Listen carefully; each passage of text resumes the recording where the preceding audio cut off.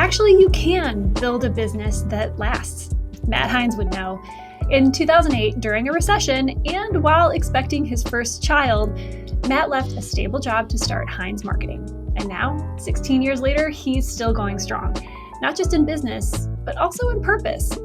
In this episode, Matt shares how betting on yourself can actually be the safer option, how he's built a values-driven business that puts people and relationships first, and why he believes the best parts of life and business are often written in pencil. If you've ever thought it's too risky to start something new now, this episode might be for you. I'm Lindsay Chepkova, and this is Actually I Can.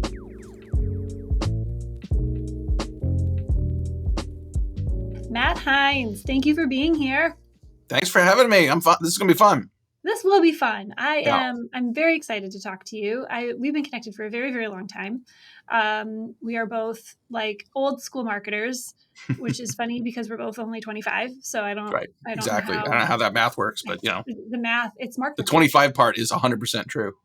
That is the most true part of everything I just said. Right. I'm super excited to have you here. We are literally like spanning the coasts, you in Seattle and me in Boston. And we're going to talk about probably some marketing, probably some founder stuff, and some Actually I Can moments. Yeah, let's do it. Heinz Marketing. Like how long, when did you start Heinz Marketing? 16 and a half years ago, Lindsay, it was November 2008. Okay. And if you remember, the markets were not doing so well then. And my wife also finally was pregnant. It took us forever to get pregnant with our first child. So she was pregnant. Markets had tanked. I'm like, I should quit my job and give up benefits and try to do my own thing like right now. Which is a fun story to tell now. Like it didn't feel as scary then. My wife's a teacher. Her benefits have always been better than than mine. So the kids were going to be on hers. I had a couple clients lined up. It was just me and a laptop, and a bus pass. So it's not like I was like taking on a bunch of stuff. And I don't know why it felt right at the time, Lindsay. Like I think there's three things in my life that if I would have waited until I was ready, I never would have done, right? It's like get married, have kids, and start a business. Mm-hmm. I'm still not ready for any of those things. Secret time. I'm not. But I kind of took a bet on myself. And there have been times when I'm just really thankful that I was as audacious enough to try it. Because as up and down as being an entrepreneur, having a business is, I just am so grateful and thankful. For what it's provided and for the journey and the opportunities. I totally am with you about that. It just felt right. The first business I started before Human Brands Win, before Casted, I went out on my own. And I, similarly, I had infant twins. I think they were like 9 months old and a 2-year-old, maybe almost 3-year-old. And same thing. I was like, the business that I left was kind of like a writing on the wall thing. Yeah. It wasn't like things are going great. It was like things were not going so great. And so instead of getting another job, I just started my own business. And again, like there's something to be said for some might call it stupidity. I call it being naive. And it's the before you learned version of yourself that is just like now is the right time. And I think that doesn't mean it's like, I think that's right. I mean, obviously, here we are. You said 16 years later, Heinz Marketing is great. It still exists, right? I mean, it still exists. We've been through a recession, a pandemic, currently going through tariffs. I mean, like all the things, right? And we were talking about this before. There's always something, right? Always. And so you can use that as an excuse, or you can just accept it as a variable. And it's the variable today. There'll be a different one tomorrow. There was a different one yesterday. I think a lot of people believe that starting your own business is really risky. And I've come to believe over the years that actually being an entrepreneur is a great thing for people that are risk adverse. My parents are both from the Midwest, and they were the kind of people that had the same job for 35 years, right? So the idea that I would study something in school and not even do that for part of my career was weird. And then stepping out and trying to do something else when they're like, why are you going to be able to support my grandkids? Like not your kids, my grandkids, by doing that. If you're if you work somewhere else, and there's nothing wrong with that, I'm unemployable now, but that's fine. If you work somewhere else, like a lot of other people have control over your job. Yeah. You can kill it, but the market may not be the right place for you. Your department, your company can kill it, but if your investors give up, lose patience, you might be done. You have those same kind of variables that you're dealing with as an entrepreneur, but you now have all the choices. You, any given day, any given year, you can decide what you do and don't want to do. And yeah, not having a safety net, that's scary. But I think the ability to pivot and the ability to have all the choices, not just some of the choices, actually, as an anxious person, makes me feel better. Okay, there's so much to talk about there, because I agree. I used to get asked, I don't know, it must have been like a hot topic at the time, because I used to get asked all the time, like, about CMO, which I know you know a lot about CMOs. You talk to them all the time, officially, in a fun little group that you started, which we'll talk about.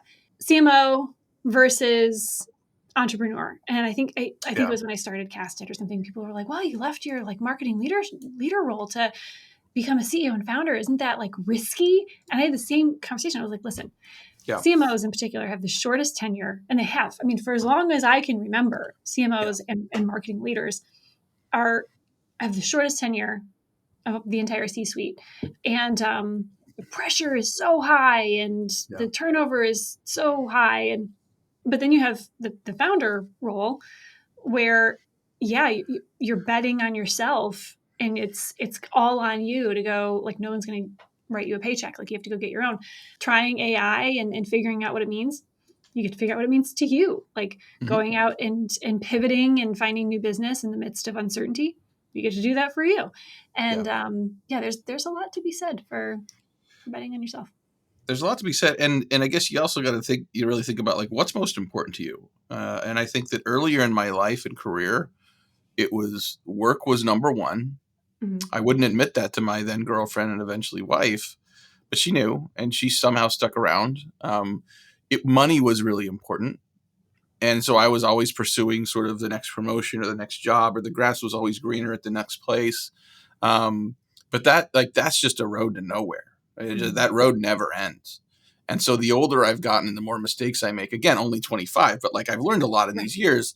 And but literally the more mistakes I make along the way, the more I realize there's the things that are most important to me are those that aren't necessarily making more money. Now my kids are growing. They need new shoes. They got things they need, right? Yeah. But like playing catch in the backyard with my son, or, listening to, show tunes with my daughter. The things that are really meaningful in my life aren't about the money. And I've realized that I can make decisions as an entrepreneur to pursue things for myself, for my employees, for the people we impact around us, that enable not just the job, but the life they want too. Yeah. And we could be bigger. Yeah, we could make more money, but I don't want that life. And the things that I want selfishly, I can pursue without necessarily putting sort of growth and CAGR and money, and highest margin ever at the top of the list. Okay, so I have a really important question before we go any further. What show tunes? So I'm trying to get Clara into like old school show tunes. So I was the rehearsal pianist for my high school musicals, and so we did Oklahoma. This conversation just took a turn. We might not go back to founder stuff. Yeah, that's fine. We can do whatever you want. We did Oklahoma, Music Man, and Bye Bye Birdie. Those are my three. So I wanted to get into the older ones, Guys and Dolls. I mean, but her gateway right now is the newer one. So like Greatest Showman, Wicked, right? Like the stuff that we can see that we can go to the Fifth Avenue Theater and see here, and go to the movies and see. And the Greatest Showman music is just, I'm a total nerd for it. And there's so many people that have done covers of those songs. And apparently now Hugh Jackman is like doing a tour with some of the cast, and they're doing like a sing along in theaters. I did not know about this. Well, I know. I mean, so and so she and I also this, this is necessarily oversharing. For 6 years, Claire and I have done the Nutcracker together. We just go and do the Nutcracker, and she gets a Shirley Temple and a cupcake at I almost said halftime at intermission. And in a couple weeks, like I took a chance, like I thought it was just the Nutcracker, but they're doing the Pacific Northwest Ballet is doing Romeo and Juliet. And so we're going to that in a couple weeks. And it's just those shared experiences, right? Like, so that costs money. It costs money to go sit, in McCaw Hall, but like the experience and the time together. Yeah. I'll tell you another thing, Lindsay, real quick. So this last Christmas when we went to the Nutcracker, as a dad, I just cherish this time, but I'm worried that it was a little girl thing. And now she's getting older. She'll be 16 in a couple weeks. I'm worried that it's just, that she's kind of growing out of it and just doing it for me.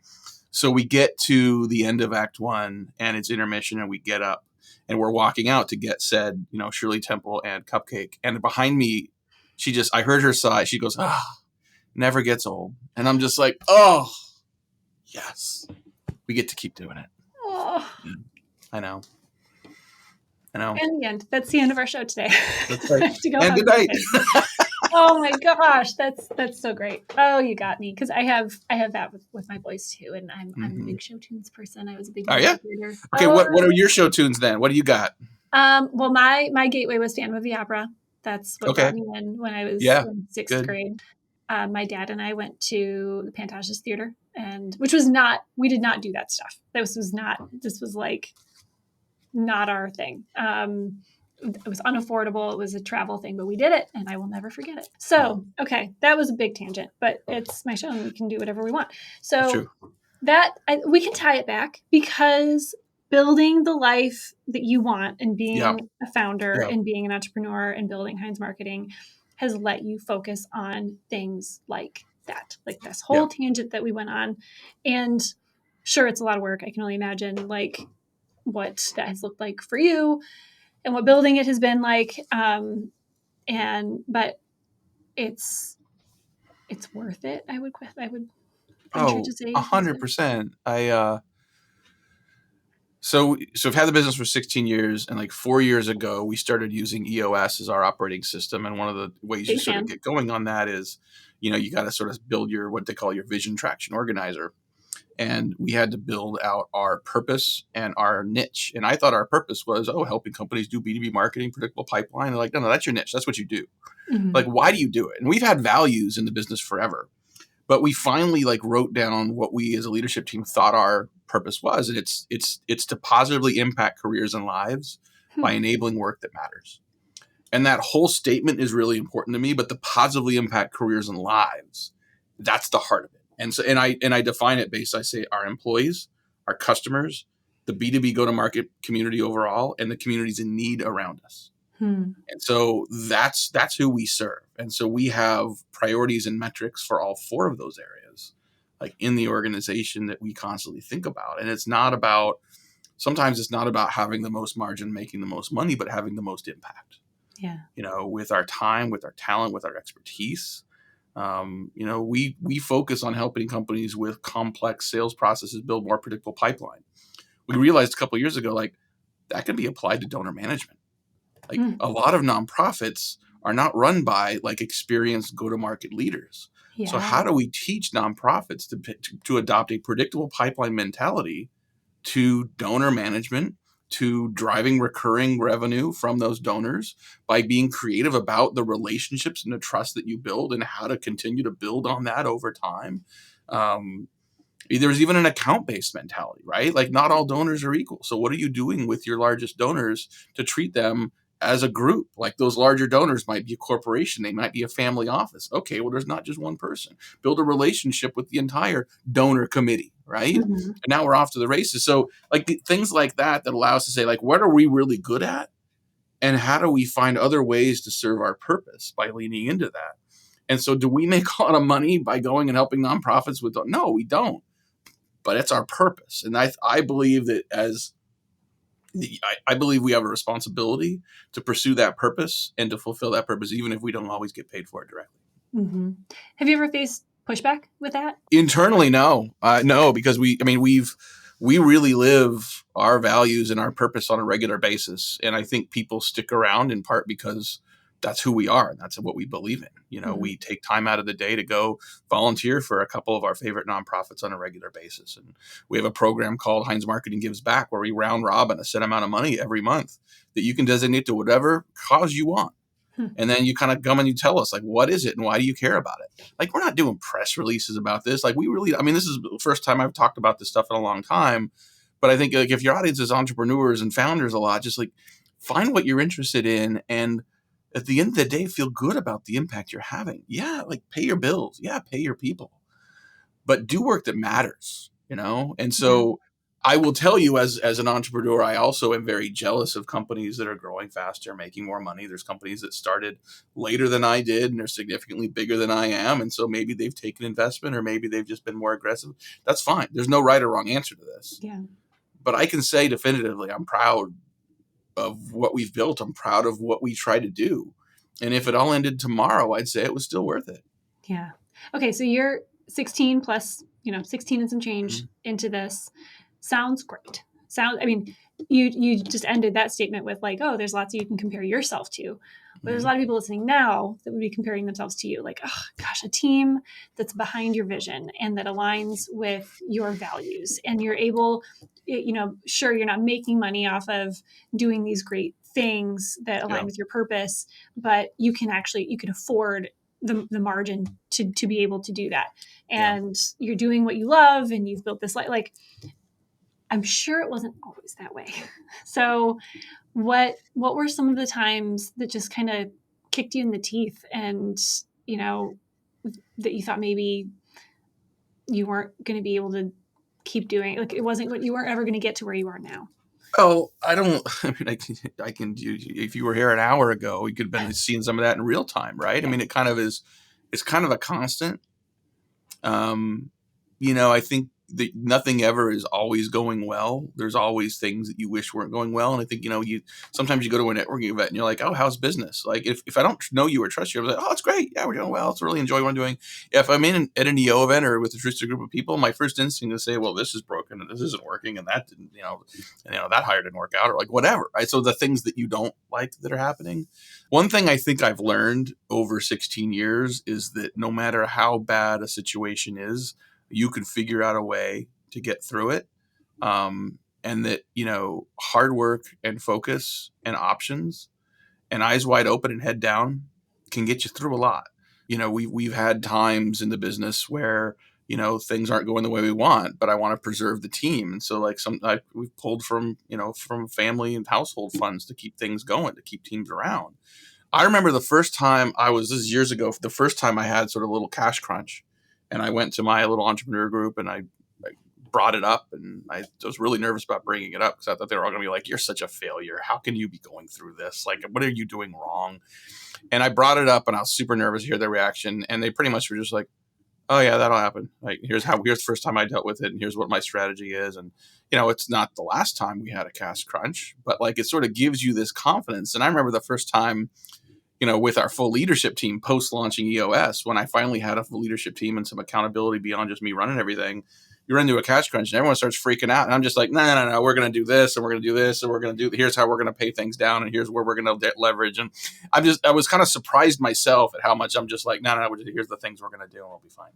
And I don't know that we're going to be fine, but like, we're going to get through today and we're going to live for tomorrow. And here's all the things we're going to do proactively to sort of dig out of this. And you realize just over time how much you start to experience as normal that helps you get through those moments and helps you continue. Because I think for my family, for our employees, for our purpose, it's worth continuing to walk through the desert. It 100% is, every day you get to do this, every extra year you get to do this, you get to have a little bit more of an impact on the careers and lives of the people around you. And that's, I don't care if it's 3 or 5 or 12 or 200 people, it's worth it. Absolutely. Man. Okay. So what you shared actually sounds like it was like a reverse, I can moment. You were like, I don't know what's going to happen. I don't know if I can do this. And the people around you were like, actually you can. And then that turned into learnings that you were able to turn back around to your team repeatedly. If you're an entrepreneur, I would highly recommend checking out the Entrepreneurs Organization, like EO for short. it's been just in terms of learning from other entrepreneurs, having a safe place to sort of share the top 5 and bottom 5% of work and life. Like, as an entrepreneur, it all blends together. And so to be able to talk about all those things together, like family issues, spouse issues, cash issues, focus issues, mental health issues, like it's all part of the mix, It is. And so having people you can talk to about that, whatever your tribe or community is.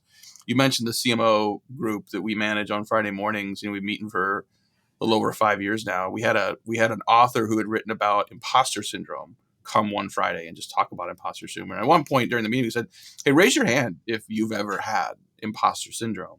And like 93% of people raised their hand. And I swear to this day, the other 7% were multitasking and did not hear the question. There's 100% of us that have it. And I can't tell you how many people called or emailed or DM'd after that and said, like, I thought it was just me.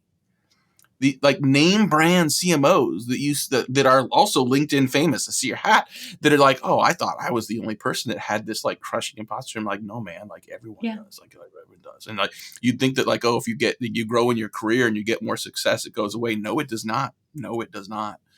So whether you got a group like EO or whether you find a community where people can be open and talk about it, or if you just listen to us, like I just, if you can find, podcasts like this where you can hear people get real and just say like, there's other people like me out there, Yes. and we're all on a journey. It's an imperfect, scruffy journey, but it's a journey, and we're happy to be on it. Exactly. And it's actually what makes it better, because if you're not a little afraid or dealing with imposter syndrome or wondering if you can do something, you're not taking chances, and taking chances is what keeps things interesting. Well, especially if you have a purpose. I mean, I hate to keep going back to that, but it really is like fun. It's bedrock, foundational, important.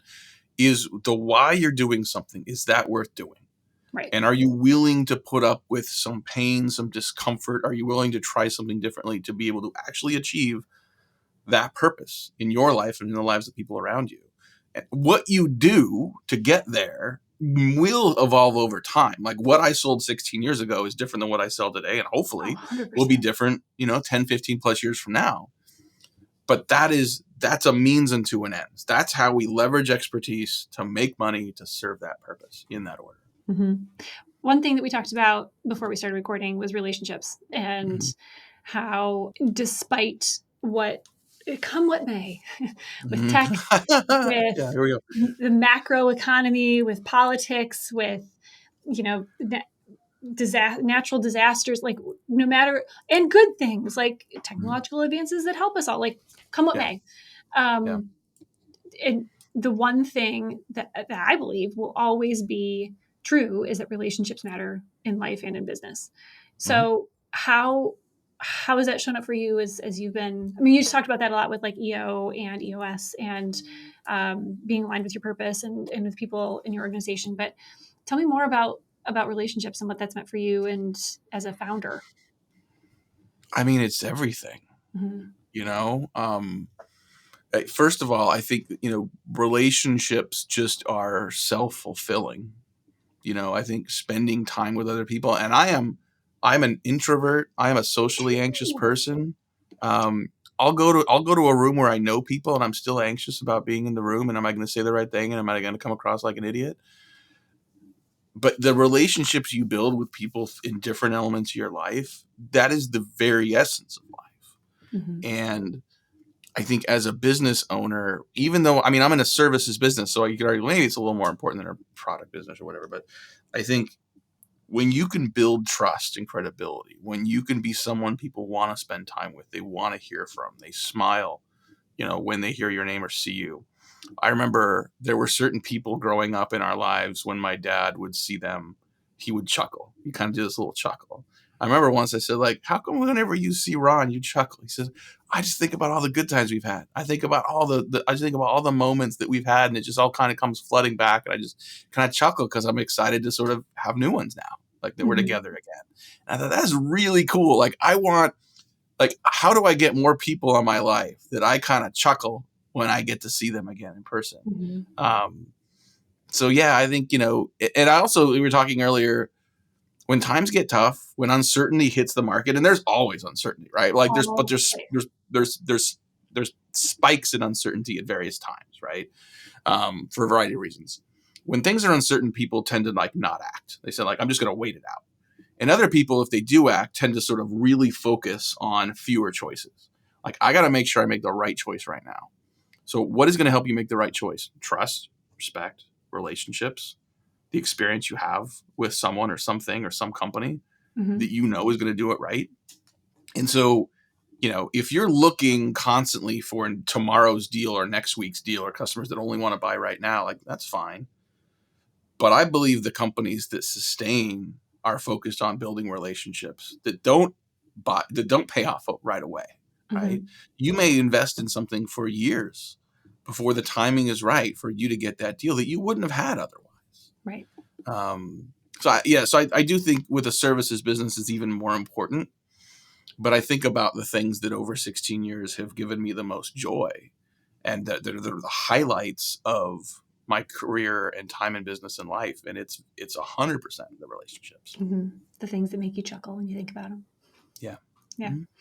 Tell me about an actually I can moment. What comes to mind when I ask you to share something that you told yourself you couldn't do, somebody else told you couldn't do, the world told you couldn't do, shouldn't do?